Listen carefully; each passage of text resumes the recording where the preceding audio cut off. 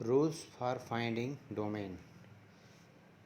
इस वीडियो में हम स्टूडेंट डोमेन कैसे फाइंड करते हैं, how to find domain and range.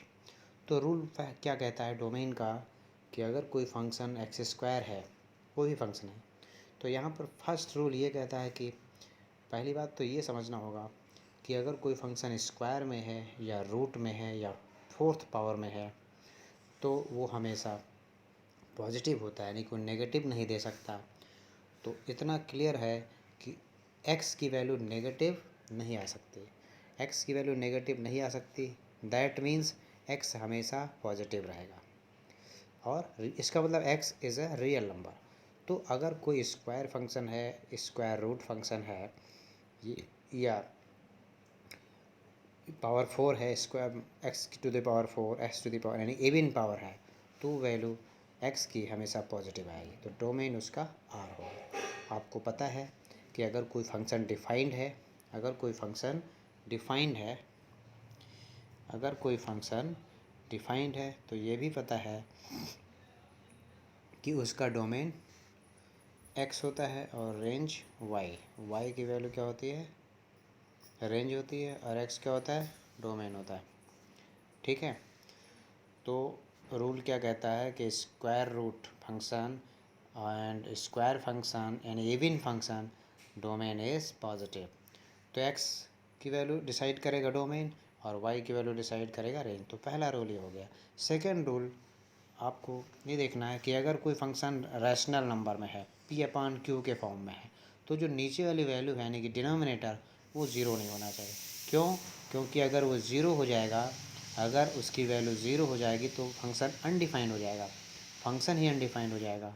इसलिए नीचे वाली वैल्यू ज़ीरो नहीं होनी चाहिए। सपोज़ करें, एग्जाम्पल लेता हूँ मैं, 4 - x²/2x, तो यहाँ पर x की वैल्यू ज़ीरो नहीं होनी चाहिए।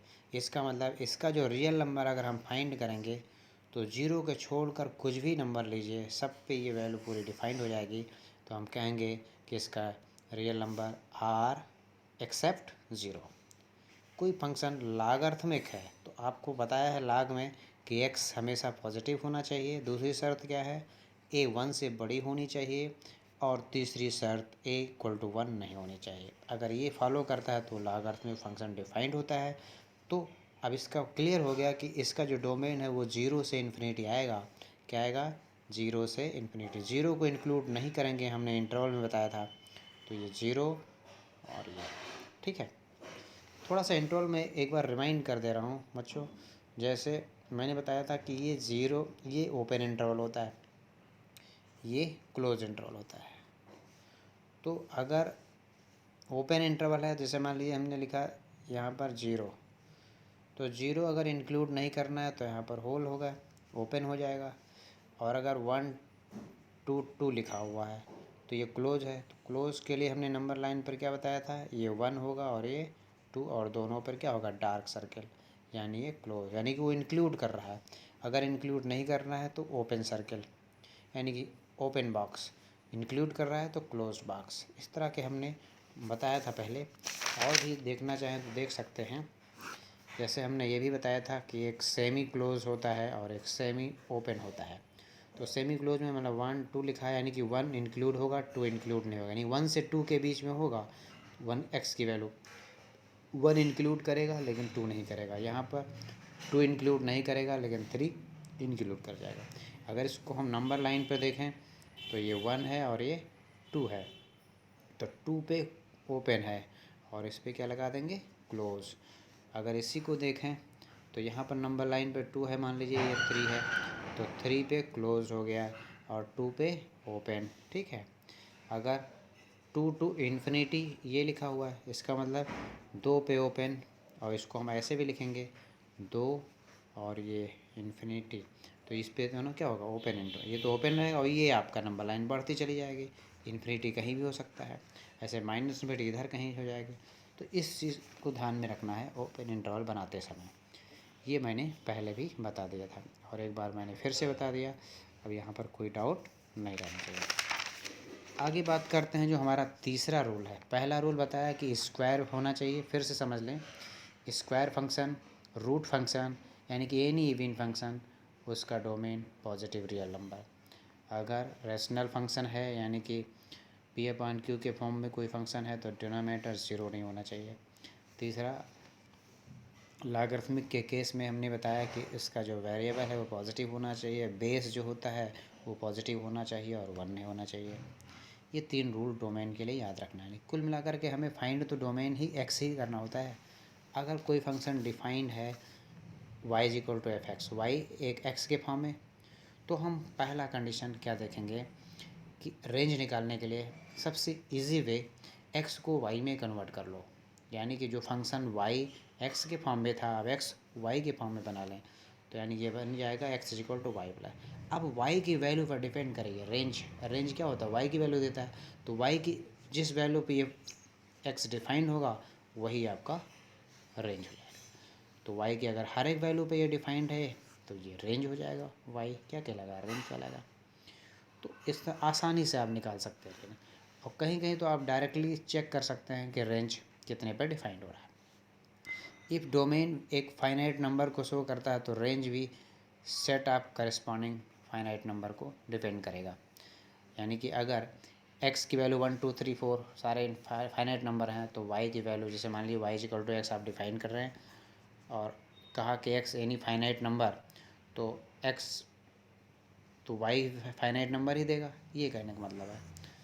अब एक फंक्शन ये है, मॉडुलस फंक्शन आ गया, तो यहाँ पर इतना क्लियर है इसका जो डोमेन है वो क्या है, defined for any real number. x कुछ भी रखें ये फंक्शन डिफाइंड होने वाला है, तो डोमेन तो क्लियर हो गया r। लेकिन अगर हम रेंज की बात करें तो एक पक्का हो गया कि x कुछ भी रखें ये नेगेटिव नहीं देने वाला, यानी कि हमेशा पॉजिटिव। तो ये क्लियर हो गया कि जो रेंज है वो पॉजिटिव रियल नंबर देगा और domain all real number. Okay, उसके बाद कुछ और क्वेश्चन ले लेते हैं। अभी मैंने स्क्वायर फंक्शन बताया था जिसे इवन फंक्शन कहते हैं। इतना क्लियर है, x कुछ भी रखते जाइए फंक्शन तो डिफाइंड होगा, लेकिन जो रेंज की वैल्यू होगी हमेशा क्या आएगी, पॉजिटिव। तो यही हमने थ्योरी लिखी है, इसको आप समझ सकते हैं इजीली। इसके नोट्स में प्रोवाइड कर दूंगा। दूसरा एफ है, अगर ये कोई फंक्शन है तो आपको नीचे, अगर जब भी मैंने बोला था कि अगर वो रैशनल नंबर के फॉर्म में आ जाए, तो रैशनल नंबर के फॉर्म में आ जाए तो डिनोमिनेटर को चेक करना है सिर्फ। तो डिनोमिनेटर अगर ज़ीरो है तो फंक्शन डिफाइंड नहीं होगा, यानी कि ज़ीरो को छोड़कर। तो अगर मैं इसको सॉल्व करूँ अलग, अगर मैं इसको सॉल्व करूँ तो x minus three x plus three, x की वैल्यू या तो -3 होगी या 3, दो वैल्यू आएगी। यानी कि -3 और 3 पे, -3 पे इसकी वैल्यू 0 और 3 पे इसकी वैल्यू 0, इन दोनों को छोड़कर बाकी ये सब पे डिफाइंड हो जाएगा। यानी कि डोमेन क्या आएगा, r तो आएगा लेकिन एक्सेप्ट -3 r में से -3 हटा दीजिए तो वो आपका डोमेन आ जाएगा। ठीक है, तो इतनी बातें हैं समझने के लिए। ऐसे तो और भी समझ सकते हैं। ये है f x is equal to x square plus 2। अब यहाँ पर x कुछ भी रखो, x कुछ भी रख सकते हैं, तो डोमेन तो क्लियर है कि रेंज रियल नंबर आएगा। लेकिन अगर हम रेंज पूछें, x कुछ भी रखें, अगर x की वैल्यू नेगेटिव रखते हैं तो ये 2 से ज़्यादा निकल जाएगा, और x 0 रखते हैं तो 2 आएगा, और x 0 से ज़्यादा रखते हैं तो भी 2 से ज़्यादा आएगा। तो कुल मिलाकर मिनिमम वैल्यू क्या देने वाला है, मिनिमम 2 देगा। तो रेंज आपका 2 to इन्फिनिटी, यानी कि यहाँ पर ओपन नहीं होगा, क्या होगा, क्लोज। तो ये क्लोज इंटरवल से आप समझ सकते हैं। तो इस तरह से आप अगर इसका रेंज निकालना चाहें, और भी तरीके हैं, इसको y क्या कर लो, कन्वर्ट कर लो, क्या कर लो इसको।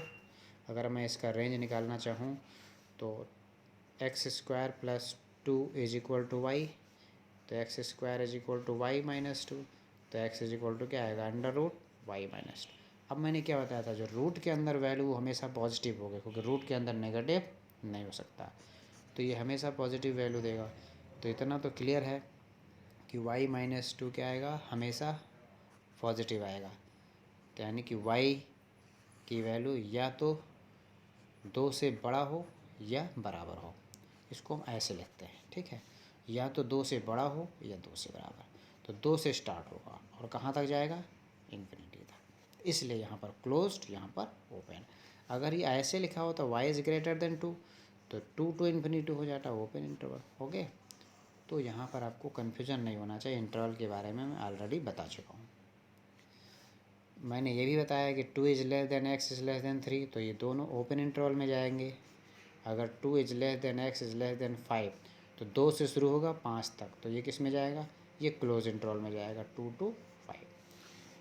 तो अब आपको समझ में सारी चीज़ें आ गए होंगे। ठीक है, अगर कोई क्वेरी है तो आप कमेंट कर सकते हैं।